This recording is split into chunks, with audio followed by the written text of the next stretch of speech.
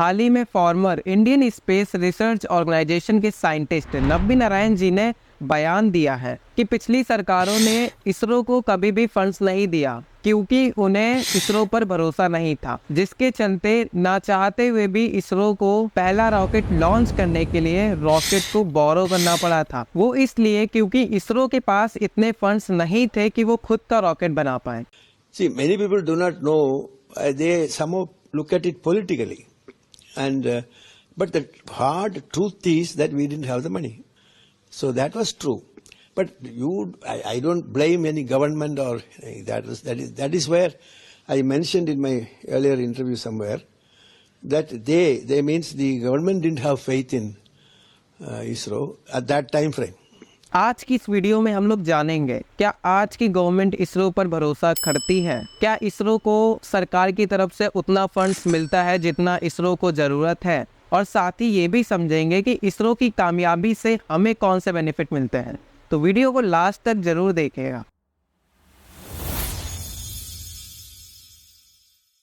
इसरो पर कितना खर्च होने वाला है, ऐसे सवाल आने वाले हैं। ये बात सतीश धवन सर को पता थी, इसलिए जब वो इसरो के चेयरमैन बने तब बजट बढ़े ना बने, इसलिए वो हर महीने 1 रुपया सैलरी लिया करते थे। और यही पैसे बचाने की आदत इसरो आज भी कंटिन्यू करता है। इसरो के अधिकतर मिशन बहुत ही कम बजट में सक्सेसफुल हुए हैं। इसरो को शायद आदत है कम पैसों में ज्यादा काम करने की, इसीलिए इसरो दुनिया का कॉस्ट सफिशिएंट स्पेस ऑर्गेनाइजेशन माना जाता है। इसरो को सरकार की तरफ से फंड्स मिलना साल 1970 से शुरू हुआ था। साल 1969 तक इसरो को Indian national committee for space research के नाम से जाना जाता था। इस साल इसरो का बजट 12,000 करोड़ से भी ज्यादा का है। शायद आपको ये अमाउंट सुनने में ज्यादा लग रहा होगा, पर इस साल का पोस्टल सर्विस का बजट इसरो के बजट से दुगना है। वही नासा का बजट 25.4 बिलियन डॉलर का है।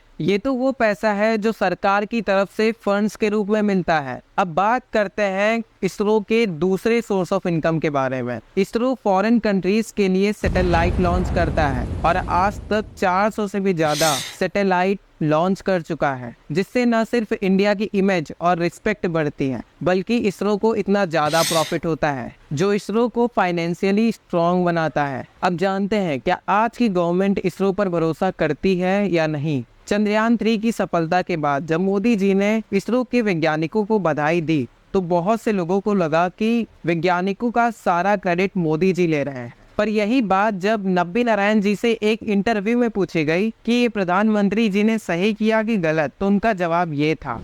As far as ISRO is concerned, who is responsible for this success? If you ask me, and if you say that you name one person, whom I will name?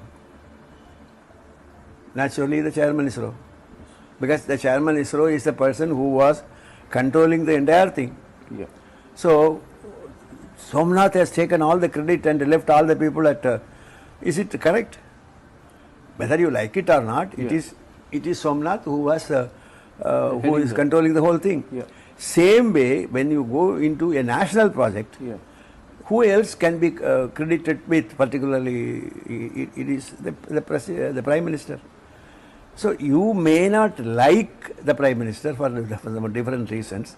That is your problem. But the Prime Minister will be. Can you remove him from the post? No.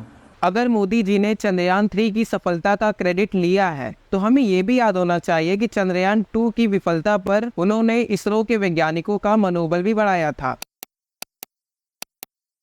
क्योंकि वो इस बात को अच्छी तरह से जानते हैं कि कोई भी देश बिना साइंस में इन्वेस्ट किए डेवलप नहीं हो सकता। और ये फैक्ट है, क्योंकि डायरेक्टली और इनडायरेक्टली साइंस में इन्वेस्ट किया गया हर पैसा लोगों की लाइफ को इम्प्रूव करता है। और ये बात आज की गवर्नमेंट अच्छी तरह से जानती है। और हमारे देश के साइंटिस्ट हमारे रियल हीरो हैं, क्योंकि इसरो भारत की सिक्योरिटी में एक इम्पोर्टेंट रोल प्ले करता है। सिर्फ पाकिस्तानी नहीं बल्कि चाइना की हर गतिविधि पर नजर रखने के लिए इसरो की 14 सैटेलाइट परमानेंट ऑब्जर्व करती रहती हैं। ये सैटेलाइट मदद करते हैं हमारे देश के बॉर्डर को सिक्योर करने में। ऐसे में कई बार कॉन्फ्लिक्ट शुरू होने से पहले ही खत्म हो जाते हैं। साल 2019 में साइक्लोन के बारे में आपने जरूर सुना होगा। इसरो के पास सैटेलाइट की वजह से उड़ीसा में 11 लाख से भी ज्यादा लोगों की जान बचाई गई। ऐसे ही इसरो के सभी प्रोग्राम बहुत बड़ा रोल प्ले करते हैं देश में सोशल इकोनॉमिक डेवलपमेंट लाने के लिए,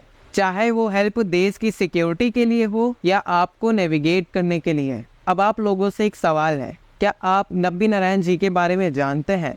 अगर नहीं जानते तो आप इन पर बनी फिल्म रॉकेटरी को जरूर देखिएगा। इनके बारे में बस यही बताना चाहूँगा कि वो शख्स है जिनका नाम उसी लाइन में लिया जाता है जिसमें डॉक्टर APJ अब्दुल कलाम जी आते हैं, डॉक्टर होमी जे भाभा, डॉक्टर विक्रम साराभाई और डॉक्टर सतीश धवन जी। अगर आज इसरो ने चंद्रयान-1 मार्स मिशन चंद्रयान 3 की सफलता हासिल की है तो उसके पीछे नब्बी नारायण जी का हाथ है। आपको ये वीडियो कैसी लगी कमेंट सेक्शन में ज़रूर बताइएगा। अगर आपको ये वीडियो इन्फॉर्मेटिव लगी है तो और लोगों तक शेयर करें। मिलते हैं किसी नई वीडियो में नए टॉपिक के साथ। धन्यवाद।